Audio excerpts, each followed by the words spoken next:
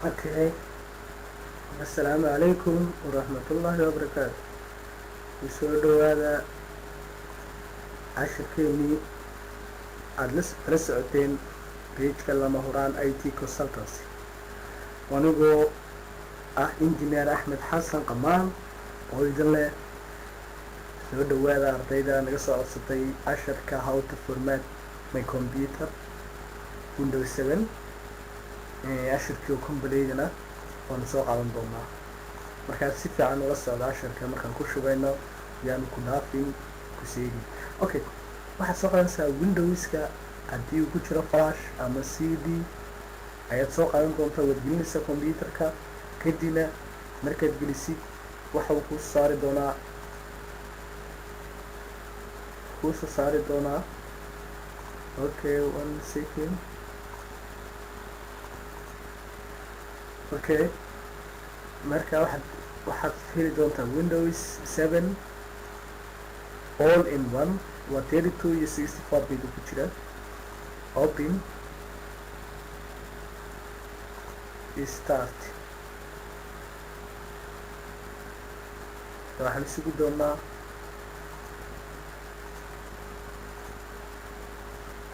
intuu noo soo kacayo Windows loading.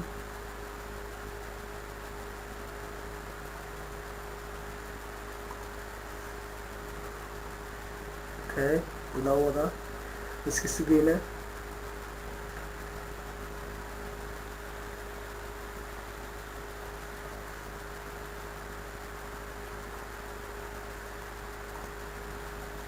Okay, next waxaa usoo baxay luuqadaha Windowska. waxaa weeyaan Windows 7 English, time and currency format iyo keyboard or input method.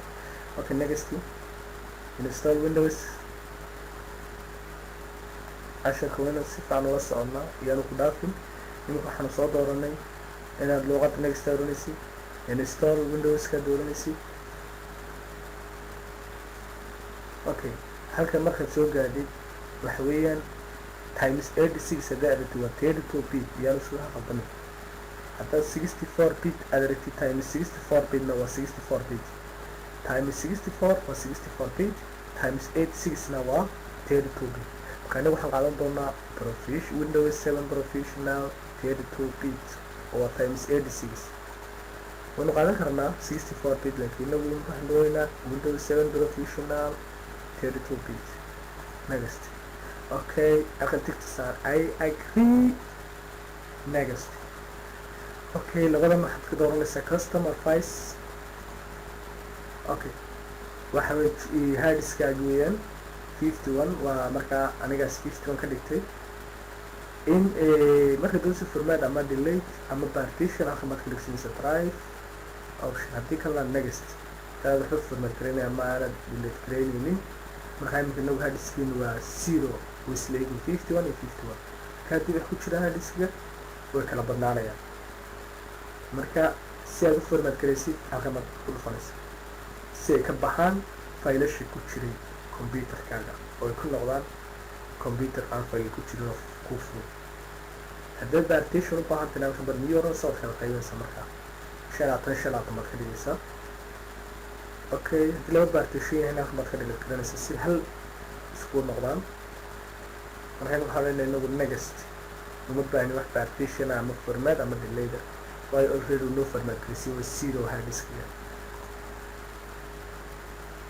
okay, iminka formatka wuu inoo bilaabmay. markaa combine Windows certificate waan sugaynaa inta uu inagu shubayo oo soo dul qaadanaynaa.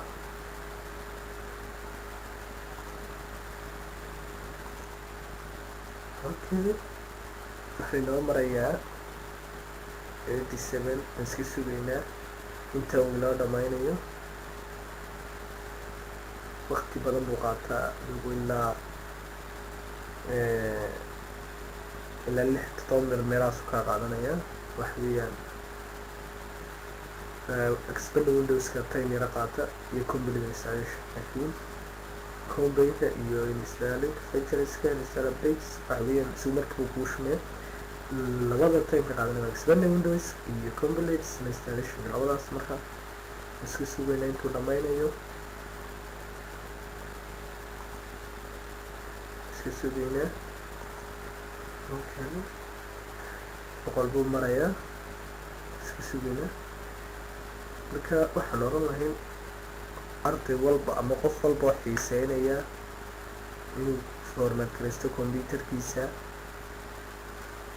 waa inuu si fiican shaqan u fahmaa. waxaan hubaa boqolkiiba boqol inaad ku guuleysanaysid computerkaaga inaad format garaysid. annaguna waxaa mar walba naga go-an inaan iisoo bandhigno wixii aad nasoo weydiisaan IT-ga khuseeya. timeka complete installation kunoo bilaabi doonaa, wuu isbaktin doonaa computerkeena, restart ayuu isu dirayaa. markaa wuxuu la soo qori doonaa any key price, mid walba ka doonaysid taabo keyboardka doonaysid. marka laakiin taaban mayno qoraalka waka press any key to put from CD or DVD, inagu taaban mayno waxba, sidaas wadaya. haddaanu taabano iminka number keyboardka taabano waxaa nagu soo celinayaa halkii aan kasoo bilownay formatka. marka isagaa iswadaya, adigu taaban maysid.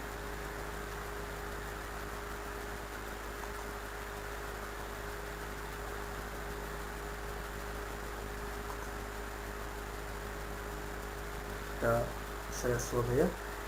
iminka waxay inoo socda service updating, waan sii sugaynaa.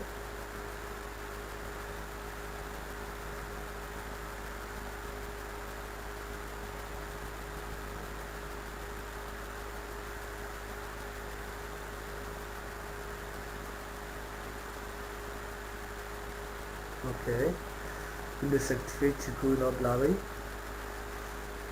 markaa waxay nagu celin doonaa complete installation kuu nagu celin doonaa.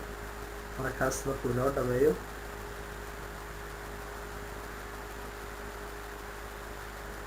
wuu inoo waraa Windows activating, iska sugaynaa. markaa complete installation kuu nagu soo celiyay. markaa lighta intaa uu leadkaaru dhamaynayaan sugaynaa leadkaaga, markaasna iska sugaynaa intuu dhamaynayo.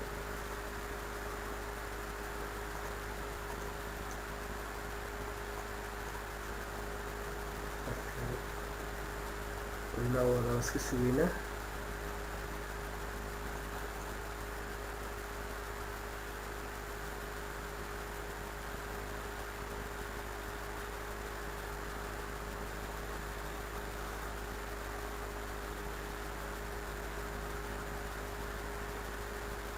Windows 7 formatka marka loo eego xagga Windows-yada operating systemka waxaa ugu yara adag installationkeeda Windows 7ka. 8ka iyo 10ku iska jiraysan yihiin. waanan kusoo qaadan doonaa casharradan kan igu xiga Windows 8 Windows 10 inaan ku shubno markuu install garayno computerka. computerka inuu isbaktin doonaa, restart isku diraya. marka insha Allah wixii IT oo naga baahataan mar walba ready baan nahay inaan anagu markaynu soo jeedino wixii fikira iyo tusaale iyo wixii aan aqoon aan nagu dhaano idinkana aad nagu dhaantaan noo soo gudbisaan. waa anigoo Engineer Axmed ah, mar walba ku xidhnaada page-ka lama ogaan IT consultancy.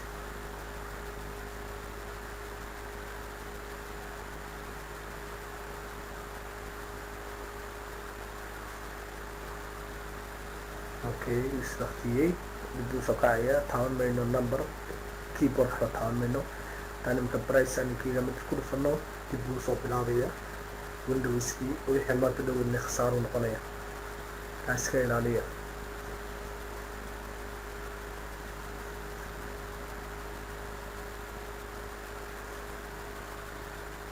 okay,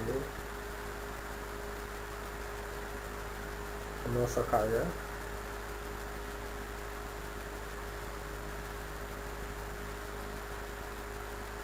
sugaynaa soo kacayo.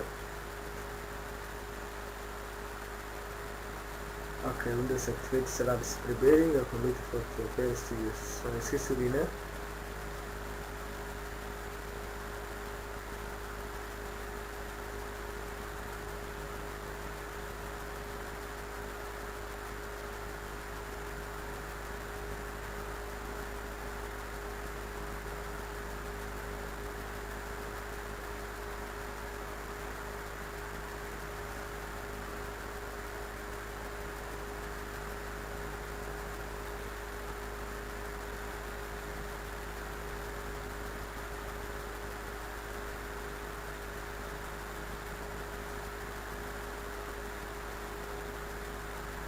okay windows activate setup is checking video program okay waxaan markaa wuxuu ninkina weydiiyey inaan magac u bixino computerkeena oo hadda waan ku garanno haddii aan u baahano sharing computer inaan network sharing aan sameyno taan waxyaabo kale uga baahno computerkeena magac aan ku aqoonsanno computerka waan u sameynaa waxaan loo haynaa waxaan la baxay lama huraan IT okay lama huraan IT/PC next okay password oo ku samaysan kartaa waana intigiin kartaa idinka okay ask me later halkana timeka aad ku buuxsanaysaa Nairobi datekiisu saxan yahay March 2016 okay next okay home network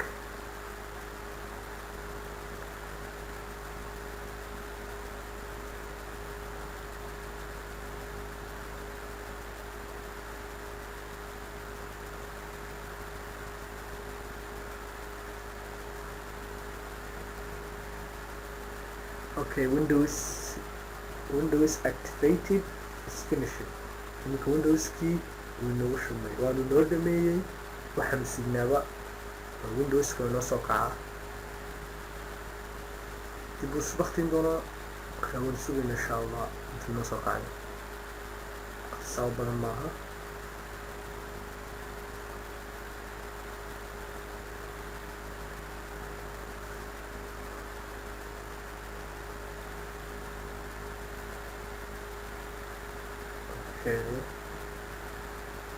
Windows 7 Professional 32-bit baan ku shubnay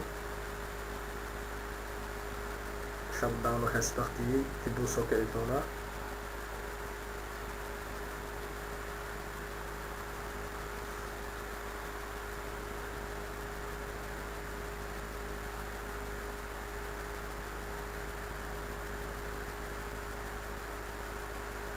waxaad iska ilaalinaysaa un computerkaaga inta uu ku socdo installationka flashta ka saarin formatka ku socdo ama CD hadba ka isticmaalaysid sidoo kale chargerka dabka geli oo haddii dab yar ku jiro isagoo format ku socdo ayuu kaa baktiyaya markuu kaa baktiyo waxaa error damage ku iman karaa harddiskiga waxaa dhaawacmi karaa ama computerka wax kaa noqon kara uu kaa fulaan karaa marka mar walba markaad format galinaysid waa inuu harddisk chargerku waa inta ku jiraa waa inaad flashna la dhaqaajin ama CD hadbakii ku jiraad ilaalisaa iska taxadiraysaa mar walba waxaan ku xunaa wada preparing your desktop ku noqda waxaan ku Windows 7 Professional asaasaan ugu shubnay hadduu qofku doonayo 32 waad garanaysaa waa x86 haddii uu doonayo 64-bit na waa x64 waa inaad saa u garagarataa okay maasha allah imika waan ku shubnay Windows 7 saas uu ugu shaqeynay Windows 7kii waxa uu hadhow inooga baahan doonaa wirelesskan uu baxaya waxaa kaloo baxaya graphiska baxaya softwarada graphicsada qaar bay naga bixi doonaa waxaad soo qaadanaysaan software la yidhaahdo haddii uu saaxiibkaa leeyahay computer isugu jiro ama qof kale waxaa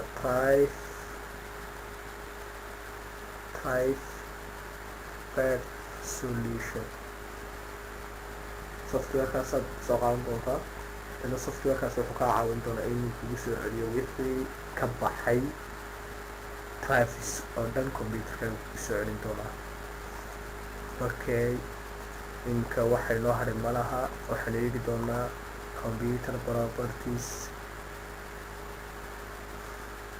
Windows 7 Professional okay processorku Core i5 markaa Core i5 waa computerkayga 2.50 GHz waa processorkayga weeyaan Windowska ma wato waa computerkayga install ramka anaa ku shubtay 1GB 940 kan anaa ku shubtay system type 32-bit operating systemka 32-bit okay magacaan u bixina computer namekuna waa lama huraan IT وإن هذا سمينا network sharing oo lama horaan ayaan inoo soo qaban doonaa lama horaan IT.